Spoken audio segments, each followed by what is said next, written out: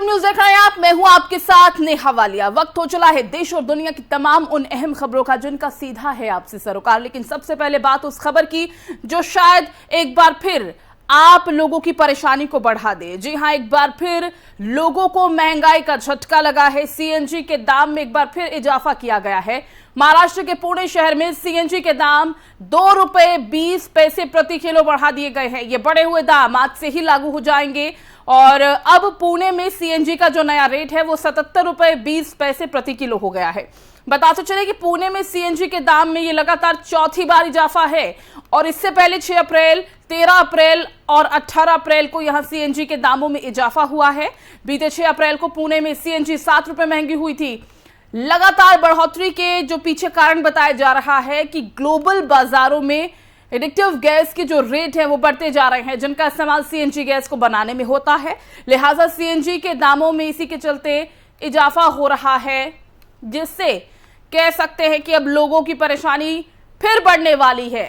एक के बाद एक आए दिन सीएनजी की कीमतों में बढ़ोतरी दर्ज की जा रही है। आज फिर 2 रुपए 20 पैसे प्रति किलोग्राम दाम बढ़े हैं सीएनजी के।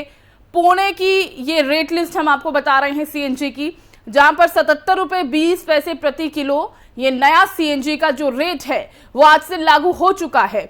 तो एक बार फिर ऑटो चालक की बात कर लें या फिर कैब चालक की बात कर लें, उनकी समस्या बढ़ गई है इसकी वजह से, क्योंकि उनका ये मानना है कि हम किराया बढ़ा नहीं रहे, क्योंकि जो पैसेंजर्स हैं वो किराया बढ़ाने नहीं दे रहे, लेकिन सीएनजी के दाम अगर यूं ही बढ़ते रहे तो इससे हमारी जेब पर सीधा असर पड़ेगा। तो एक चिंता का विषय है उन लोगों के लिए, क्योंकि अब चौथी बार पुणे में ये दाम बढ़े हैं। सीएनजी का नया रेट आज से लागू हो चुका है। कीमतों में एक बार फिर इजाफा हुआ है। 2 रुपए 20 पैसे प्रति किलोग्राम इसके रेट बढ़ गए हैं एक बार फिर।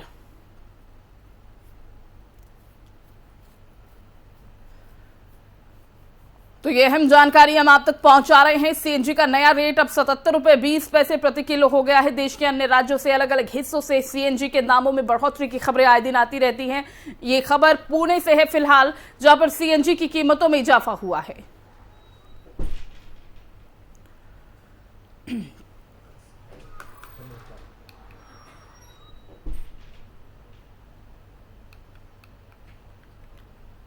तो पेट्रोल डीजल के साथ साथ जो मार आम इंसान झेल रहा है वो सीएनजी की भी है, और सीएनजी की कीमतों में भी लगातार बढ़ोतरी देखी जा रही है। अलग अलग राज्यों में आए दिन सीएनजी की कीमतों में बढ़ोतरी की जा रही है। और इसी पर ज्यादा बातचीत के लिए हमारे साथ इकोनॉमिस्ट आकाश जिंदल साहब हैं। सर, बहुत बहुत स्वागत एक बार फिर से एफएम न्यूज में आपका।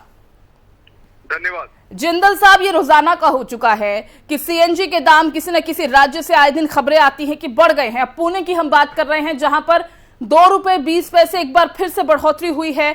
हम पूरा प्रोसीजर चाहेंगे कि आप हमारी जनता को समझाइए, आखिर क्या प्रोसीजर है जिसके चलते आए दिन जो दाम है उनमें बढ़ोतरी की जा रही है।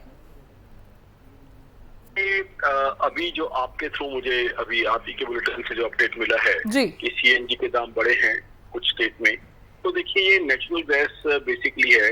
नेचुरल गैस के ये सब बाई प्रोडक्ट्स हैं।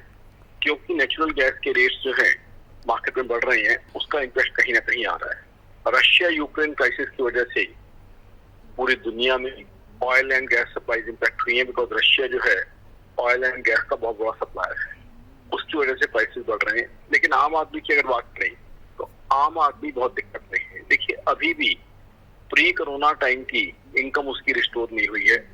कोरोना कॉज रिसेशन की वजह से आम आदमी की इनकम अभी भी कम चल रही है, जबकि खर्चे उसके बढ़ते जा रहे हैं। आपको पेट्रोल, डीजल, सीएनजी, एलपीजी सबका जो है समेशन आ जाएगा, सबका जो टोटल है वो आ जाएगा इन्फ्लेशन रेट्स में। तो मार्च का जो इन्फ्लेशन का डेटा है WPI होलसेल प्राइस इन्फ्लेशन वो 14.55% है, और मार्च का ही जो रिटेल CPI है, रिटेल इन्फ्लेशन है, वो है 6.95%। यानी कि जो महंगाई है वो बहुत हाई चल रही है। देखिए 14.55% होलसेल प्राइस इन्फ्लेशन, और होलसेल प्राइस इन्फ्लेशन में मैं ज्यादा फोकस रखता हूँ क्योंकि फ्यूल प्राइसेस का वो ज्यादा अच्छा इंडिकेटर है, ज्यादा वेटेज होता है। रिटेल इन्फ्लेशन की बात भी करें, RBI का कंफर्ट लेवल हम हमेशा डिस्कस करते हैं 4% ±2%, उससे ज्यादा जा चुकी है। ऑलरेडी रिटेल इन्फ्लेशन उससे क्रॉस कर चुकी है। तो आज इस चीज में कोई ना मानने वाली बात नहीं है कि आम आदमी को दिक्कत चल रही है, आम आदमी को तकलीफ चल रही है, आम आदमी की कमाई जो है पहले से ही कम है क्योंकि कोरोना रिसेशन की वजह से उसकी इनकम कम है, खर्चे उसके बढ़ते जा रहे हैं, आम आदमी को बहुत दिक्कत है। हाँ, मेरी ऑर्गेनाइजेशन आकाश.in की गवर्नमेंट से सीधी अपील है कि सीएनजी के प्राइसेस हो, पेट्रोल डीजल के प्राइसेस हो, कम रखे जाए। देखिए, ग्लोबल मार्केट का हम कुछ नहीं कर सकते, बट इंडिया में हम क्या कर सकते हैं, पेट्रोल और डीजल पे टैक्सेस कम कर सकते हैं, सेंट्रल एक्साइज कम किया जा सकता है, स्टेट वैट कम कर सकती हैं। सिमिलरली सीएनजी और चीजों पे सब्सिडी दी जा सकती है, सब्सिडी दी जानी चाहिए ताकि आम जो यूजर है, आम हिंदुस्तानी, उसको रिलीफ मिले। देखिए, होता क्या है, अब सीएनजी का कैस्केडिंग इम्पैक्ट पड़ता है, सीएनजी के ऊपर ट्रैवल जो है रिलेटेड है। अब सीएनजी से जो ट्रैवल महंगा हो जाता है, ट्रैवल महंगा होती है, ट्रांसपोर्टेशन महंगा होती है, सब चीजें महंगी होती है। दूसरा जो है, अब घर में कुकिंग के अंदर जो है सीएनजी यूज होती है, तो कहीं ना कहीं आज की तारीख में चाहे वो पीएनजी की शेप में हो, पाइप नेचुरल गैस, हम उससे कहें नेचुरल गैस के सारे वेरिएंट हैं, तो कहीं ना कहीं आम आदमी को रिलीफ देना बहुत जरूरी है।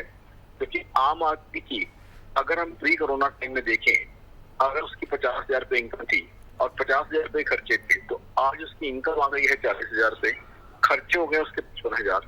सरकारें बात करती हैं अपने डेफिसिट, यानी कि अपनी कमाई और खर्चे के अंदर गैप उसकी। मैं बात करता हूँ आम आदमी के डेफिसिट की। तो मेरा मानना है सरकारों को अपना डेफिसिट भूल के, चाहे सेंट्रल गवर्नमेंट हो चाहे स्टेट गवर्नमेंट को, आम आदमी के डेफिसिट की चिंता करनी चाहिए और वहाँ आम आदमी को रिलीफ देना चाहिए। क्योंकि जिंदल साहब, जिस तरह से दाम सीएनजी के बढ़ते जा रहे हैं, सबसे पहली समस्या तो कैब चालक या फिर टैक्सी चालक या फिर ये जो ऑटो चालक है उनकी बढ़ जाती है, क्योंकि उनका कहना है कि जो पैसेंजर्स हैं जो ट्रैवल करते हैं डेली, वो किराए बढ़ाने नहीं दे रहे हैं, और सीएनजी के दाम अगर यूं ही बढ़ते जाएंगे तो इसका सीधा असर हमारी जेब पर पड़ेगा। देखिए, दोनों के लिए दिक्कत पड़ती है।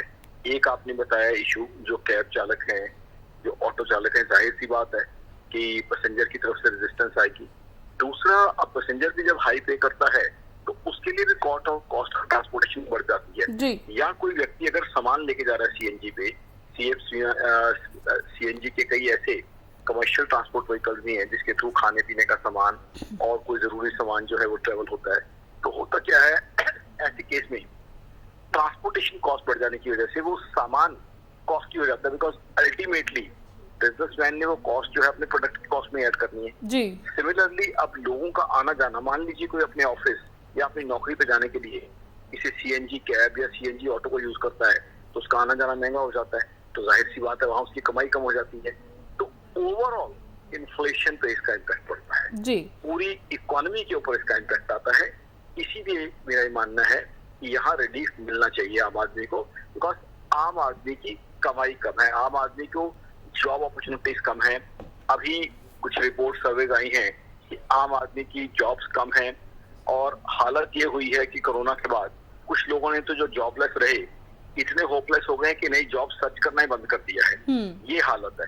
तो जब आम आदमी की कमाई कम है, पहले तो जॉब अपॉर्चुनिटीज कम है, दूसरी जॉब अपॉर्चुनिटीज कम है, तो आदमी को अपनी कैपेबिलिटी और टैलेंट के हिसाब से जॉब नहीं मिलती। मान लीजिए जो आदमी डिजर्व करता है लाख रुपए महीना सैलरी, जिसका टैलेंट या जिसकी एबिलिटी डिजर्व करती है लाख रुपए महीना सैलरी, उसको जॉब मिल रही है 25,000 30,000 की, तो वो भी अंडर एम्प्लॉयमेंट, वो भी एक तरह की अनएम्प्लॉयमेंट है। तो कहीं ना कहीं आम आदमी को जहाँ कमाई कम है वहाँ खर्चे बढ़ रहे हैं। बिल्कुल, ऐसे में आम आदमी जो अब मुझे लगता है कि सबसे ज्यादा बड़ी समस्या उन लोगों के लिए खड़ी कर रहा है। जिंदल साहब, बहुत बहुत शुक्रिया आपका हमारे साथ जुड़ने के लिए, अपना कीमती समय हमें देने के लिए। तो सीएनजी के रेट एक बार फिर बढ़े हैं। पुणे के जो नए रेट्स हैं वो हम आपको बता रहे हैं, 77 रुपए 20 पैसे प्रति किलो, ये नया दाम जो आज से लागू हो गया है।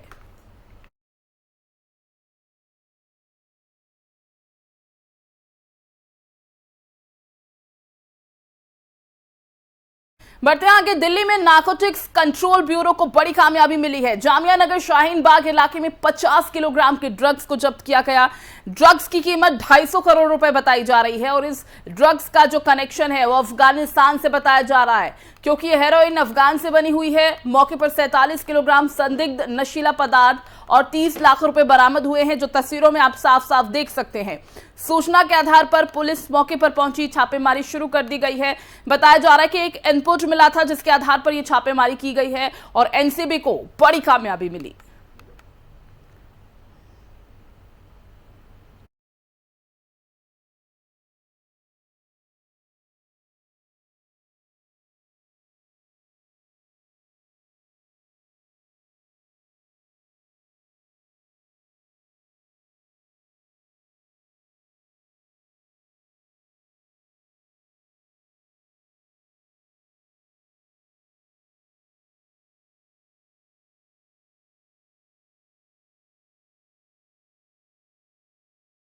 को बड़ी कामयाबी मिली है। तस्वीरों में आप देख सकते हैं 30 लाख की ये नगदी जो तस्वीरों में आपको दिखाई दे रही है, ये छापेमारी के दौरान पकड़ी गई है और करीब 250 करोड़ का ड्रग्स बताया जा रहा है। हेरोइन भी बरामद हुई है, जिसके बाद लगातार कई सवाल भी उठ रहे हैं और जैसा कि खबरों के माध्यम से हमें पता चला कि एक इनपुट मिला था जिसके आधार पर यह कार्रवाई, ये छापेमारी की गई है, जिसके बाद एनसीबी को ये बड़ी कामयाबी मिली।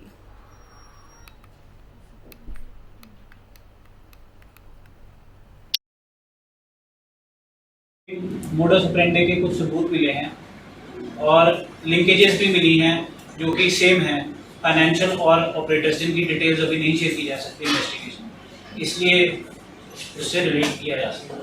Sir, when we say that they are exploiting, adultering and using it here in this place where we were raided, or the contraband that has been seized from Delhi, they were not adulterating heroin at this place. We have found the details about the place where it was being adulterated. but it's in India only. It is in India. इसी पर ज्यादा बातचीत के लिए पूर्व ACP Delhi police से वेद जी हमारे साथ हैं। सर, बहुत बहुत स्वागत है एफएम न्यूज में आपका। नमस्कार नेहा जी। सर, जिस तरह से ये छापेमारी की गई है, 250 करोड़ की ड्रग्स जब्त हुई है, 30 लाख रुपए भी बरामद हुए हैं, हेरोइन बरामद हुई है और बताया जा रहा है जो इसका कनेक्शन है वो कहीं ना कहीं अफगानिस्तान से है। देखिए Neha ji, narcotics control bureau की ये बहुत बड़ी रिकवरी मानी जाती है, क्योंकि जितनी क्वांटिटी में यहाँ पर हेरोइन पकड़ी गई है जिसकी कीमत इंटरनेशनल मार्केट में बहुत बड़ी आकी जाती है जी। उसके अलावा भी कैश मिलना अपने आप में बहुत बड़ी चीज है, क्योंकि 30 लाख रुपए कभी भी कोई पुलिस या कोई एजेंसी अपनी तरफ से प्लांट नहीं कर सकते। इतना पैसा प्लांट करना पुलिस के लिए बहुत मुश्किल है। तो ये तो बिल्कुल क्लियर कट केस है कि बिल्कुल जेन्युइन केस है। अब इसके लिंक जो अफगानिस्तान से जुड़ रहे हैं, क्योंकि अफगानिस्तान के पास सारे रिसोर्सेज समाप्त हो चुके हैं, तालिबान का वहाँ पर राज्य है, केवल और केवल ओपीएम वहाँ पर पैदा की जा सकती है, उसके अलावा वहाँ कोई आमदनी का जरिया नहीं है। और इसको इंडिया, पाकिस्तान, बांग्लादेश को एक ट्रायंगल माना जाता है, जहाँ से तमाम अफगानिस्तान से बॉर्डर क्रॉस होते हुए ये तमाम चीजें जो है मिडिल ईस्ट के थ्रू अब दूसरे यूरोपियन कंट्रीज में, अमेरिकन कंट्रीज में जाई जाती रही है। इसकी वजह से इनकी कीमत, जो 1 किलो हेरोइन की कीमत यदि इंडिया में 10 लाख है, वही अमेरिका में पहुंचने पर 1 करोड़ हो जाएगी। तो ये बहुत बड़ा एक स्कैंडल है जो निकल कर आया है। अभी इसकी इन्वेस्टिगेशन जब होगी तो बहुत सारी चीजें निकल के आने की संभावना है। आपको याद होगा जब शाहीन बाग का पीएफआई का ऑफिस था, हार्डली 200 गज की दूरी पर ऑफिस था, तब भी ये एलिगेशन लगाया जा रहा था कि इसका फंडिंग कहीं ना कहीं विदेशों से हो रही है। तो ये जो अफीम या इस तरह की हेरोइन चीजों का जो ड्रग्स का कारोबार होता है, या तो वो इलीगल कंस्ट्रक्शन में लगता है इस तरह का पैसा, क्योंकि 2 नंबर का पैसा वहाँ खप जाता है, या फिर नार्को टेररिज्म जिसको बोलते हैं, नार्को टेररिज्म, इस तरह की चीजों में इस तरह का पैसा इस्तेमाल किया जाता है। वो देश के खिलाफ एक बहुत बड़ा षड्यंत्र करना, उसके आर्म्स खरीदना, एम्यूनिशन खरीदना, बॉम्ब खरीदना, तमाम चीजों की प्लानिंग करना, कंट्री को डिस्टेबलाइज करना, इस तरह की चीजों के लिए इस्तेमाल किया जाता रहा है। तो ये बहुत बड़ा खुलासा है, बहुत बड़ी रिकवरी है। और अभी आपको याद होगा कि एनआईए भी इस तरह की चीजों पर बात रखती है जहाँ इसके इंटरनेशनल लिंक होते हैं। तो कहीं ना कहीं इसकी जो जांच है कहीं ना कहीं बहुत बड़े लेवल से कहीं बिल्कुल वेद भूषण जी, बहुत बड़ा ये पूरा जो ग्रुप कहेंगे, क्योंकि बहुत बड़े ग्रुप और बहुत लोगों की प्लानिंग के बाद ही इस तरह की कोशिशों को किया जाता है पूरा। तो जिस तरह से तस्वीरें हम देख पा रहे हैं, दर्शकों को भी दिखा रहे हैं, 30 लाख रुपए की नगदी बरामद हुई है। हालांकि आपने भी बताया कि एक नेटवर्क जो इस पूरे काज को फ्लो वाइज कर रहा है, तो ऐसे में आपको क्या लगता है कि किन किन लोगों के इसमें जुड़े होने की संभावना है? क्योंकि सर, जैसा कि अभी तक जांच में पता चल पाया है कि कुछ सिंडिकेट ड्रग तस्कर से जुड़ा हुआ ये पूरा मामला है, और अगर इस तरह से नशे की खेप देश में आएगी तो हम पहले से ही जानते हैं किस तरह से पंजाब का हाल है, उत्तर प्रदेश, हरियाणा, उत्तराखंड, हर राज्य को ये टारगेट किए हुए हैं।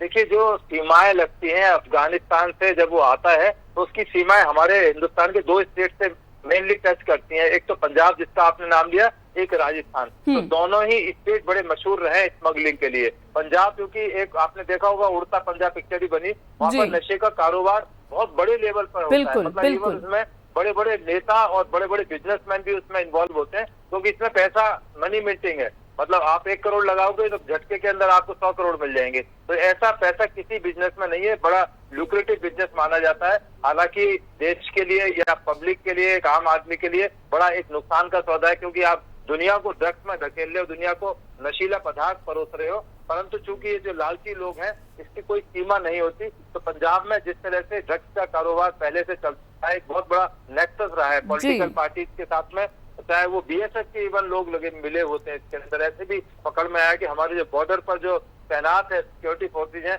वो भी गाये बगाए पैसे के लालच में इस तरह की चीजों को बढ़ावा देती हैं, उनको फैसिलिटेट करती हैं। तो ये तमाम चीजें जब इसकी गहनता से जांच होगी तो बहुत सारी चीजें निकल कर आने की संभावना है, और उम्मीद है कि एनआईए भी इस बारे में कुछ न कुछ जरूर स्टेप लेगी और तमाम चीजों का जल्दी खुलासा होगा। ठीक है वेदभूषण जी, बहुत बहुत शुक्रिया आपका हमारे साथ जुड़ने के लिए। तो नारकोटिक्स कंट्रोल ब्यूरो ने छापेमारी की जानकारी देते हुए बताया है कि हाल ही के दिनों में की गई कार्रवाई में ये सबसे बड़ी कार्रवाई अब तक की है। एनसीबी ने शाहीन बाग में मौके से 50 किलो उच्च क्वालिटी की हेरोइन के साथ 47 किलो संदिग्ध पदार्थ भी जब्त किया है। और इतना ही नहीं, एजेंसी ने शाहीन बाग के जामिया नगर से 30 लाख कैश, पैसे गिनने वाली मशीन के साथ बाकी कुछ सामान भी जब्त किए हैं, जो तस्वीरों में आप देख सकते हैं।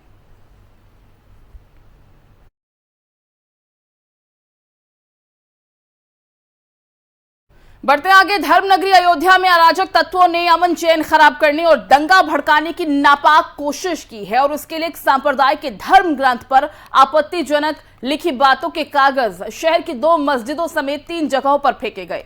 जानकारी मिलते ही अयोध्या पुलिस और प्रशासन के अधिकारी तेजी से हरकत में आए और बात बिगड़ने से पहले हालात को नियंत्रण में करने की कोशिश की गई। मामले में अब तक 7 लोगों की गिरफ्तारी हो चुकी है। जानकारी के मुताबिक अयोध्या की ताजशाह और कश्मीरी मोहल्ले की 2 प्रमुख मस्जिदों के बाहर और एक अन्य जगह गोजियाना में आपत्तिजनक कागज पड़े हुए दिखाई दिए, और इन कागज में एक सांप्रदाय के पवित्र ग्रंथ पर अभद्र बातें लिखी हुई थी। मामले को लेकर जब सीसीटीवी खंगाले गए तो 4 मोटरसाइकिल पर सवार 11 लोग दिखाई दिए। तस्वीरें आपके सामने हैं, उसी सीसीटीवी फुटेज की हम बात कर रहे हैं, जिसमें एक आदमी मोटरसाइकिल से उतरकर विवादित सामग्री फेंकता हुआ नजर आ रहा है। और इन लोगों ने अपनी पहचान छुपाने के लिए सर पर मुस्लिम टोपी लगाई हुई थी और मोटरसाइकिल की नंबर प्लेट बदली हुई थी, या फिर कह सकते हैं कि हटाई हुई थी, ताकि कोई इनकी पहचान ना कर पाए।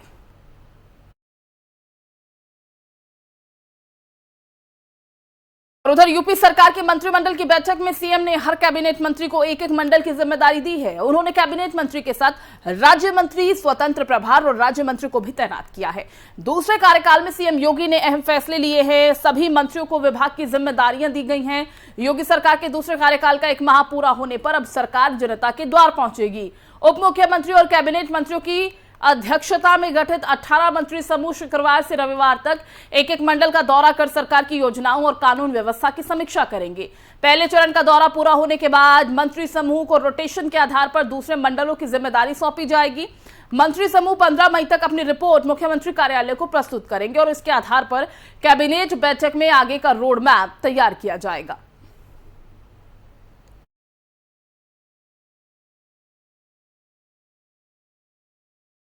वहीं समाजवादी पार्टी के नेता आजम खान जेल में बंद हैं और उनसे जेल में मिलने वालों का सिलसिला भी लगातार जारी है। इसी कड़ी में कांग्रेस नेता प्रमोद कृष्णम भी उनसे मिलने पहुंचे। इससे पहले शिवपाल सिंह यादव वहां पर पहुंचे थे। आजम खान के परिजनों से उन्होंने मुलाकात की और प्रमोद कृष्णम ने समाजवादी पार्टी के अध्यक्ष अखिलेश यादव और पार्टी पर तंज कसते हुए कहा कि जब उन्होंने मुलायम सिंह का ख्याल नहीं रखा तो आजम खान का कैसे रखते। और आजम खान की पत्नी डॉक्टर तंजिन फातिमा से भी बातचीत की। प्रमोद कृष्णम ने आजम खान के परिवार के लोगों को ईदी भी भेंट की है और उसके बाद मीडिया से बातचीत करते हुए कहा कि उन्हें समझ नहीं आ रहा कि आजम खान को क्यों सजा मिल रही है। अखिलेश यादव जी के बयान पे ज़्यादा कुछ नहीं कहना है। मैं सिर्फ इतना कहना चाहता हूं कि अखिलेश जी और समाजवादी पार्टी ने मुलायम सिंह जी का ख्याल नहीं रखा तो आजम साहब का क्या ख्याल रखेंगे। और आपके माध्यम से मैं कहना चाहता हूं कि जो लोग सपा में वफा ढूंढ रहे हैं, वो जहर की शीशी में दवा ढूंढ रहे हैं। और दिल्ली में एक बार फिर से कोरोना वायरस के नए मामलों में बढ़ोतरी दर्ज की जा रही है। दिल्ली स्वास्थ्य विभाग की तरफ से रात के करीब 9:30 बजे जारी किए गए आंकड़ों के मुताबिक पिछले 24 घंटे में 1490 लोग कोरोना वायरस से संक्रमित हुए। इसके बाद एक्टिव मरीजों की संख्या बढ़कर 5250 हो गई और इतने समय में 2 मरीजों की मौत भी हुई है। 1070 मरीज संक्रमण से उबरे हैं। स्वास्थ्य विभाग के मुताबिक संक्रमण दर 4.62% दर्ज की गई। राष्ट्रीय राजधानी में बुधवार को 1367 केसेस की पुष्टि हुई है। संक्रमण दर 4.5% दर्ज की गई थी और इससे एक दिन पहले मंगलवार को 1204 नए मामले सामने आए थे और संक्रमण दर 4.64% रही थी। सोमवार की बात की जाए तो 1011, रविवार को 1083, शनिवार को 1094 और शुक्रवार को 1042 मामले सामने आए थे। कोरोना के बढ़ते मामलों के बीच दिल्ली के स्वास्थ्य मंत्री सत्येंद्र जैन ने गुरुवार को कहा कि राजधानी में कोविड-19 के मामलों में वृद्धि हुई है, लेकिन हालत गंभीर नहीं है क्योंकि लोग गंभीर रूप से बीमार नहीं हो रहे और अस्पताल में भर्ती होने वाले मरीजों की दर कम है।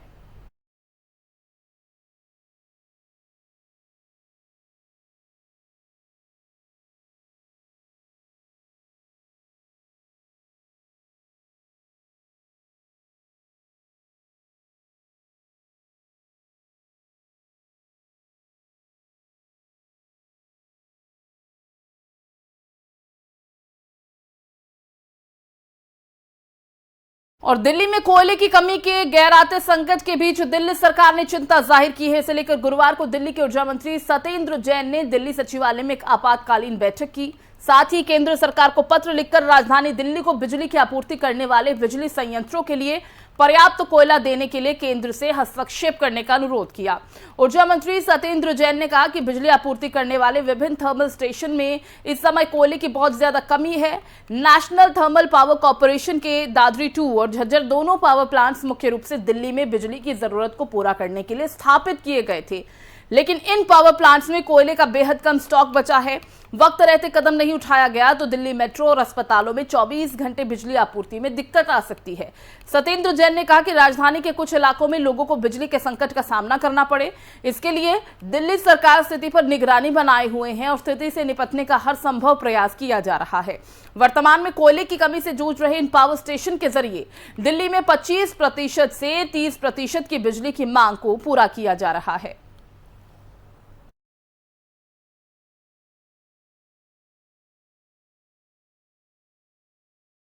और हरियाणा के झज्जर शहर में कल रात 10 बजे एक बड़ा हादसा हुआ है। दरअसल यहां के बेरी गेट क्षेत्र में स्थित कथा फैक्ट्री में अमोनिया गैस के सिलेंडर से निकल रही पाइप लीक होने पर रिसाव हुआ है।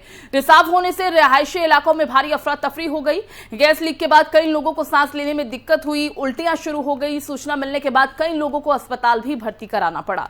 कथा प्लांट में अमोनिया गैस लीक होने के बाद आधी रात को पूरे इलाके में हड़कंप मच गया। तस्वीरों में आप देख सकते हैं प्रशासन का पूरा अमला वहां पर पहुंचा। पुलिसकर्मी उस समय खुली दुकानों को भी बंद कराने लगे। लोगों को एहतियात बरतने के लिए कहा जा रहा था और लोगों को बाहर निकाला जा रहा था। आस पड़ोस के कुछ इलाकों को पूरी तरह खाली करा लिया गया। फैक्ट्री वाले क्षेत्र से दूर जाने के लिए लोगों को समझाया गया ताकि जानमाल का कोई नुकसान ना हो सके। फायर ब्रिगेड की गाड़ियों ने सड़कों पर पानी की बौछार की ताकि हवा में फैल चुकी गैस को दबाया जा सके। जानकारी के मुताबिक फैक्ट्री के टैंक से निकल रही पाइप से अमोनिया गैस का रिसाव हुआ था, जिसके बाद आसपास के लोगों को सांस लेने में दिक्कत होने लगी और फिर जैसे ही ये खबर फैली अफरा तफरी का माहौल बन गया।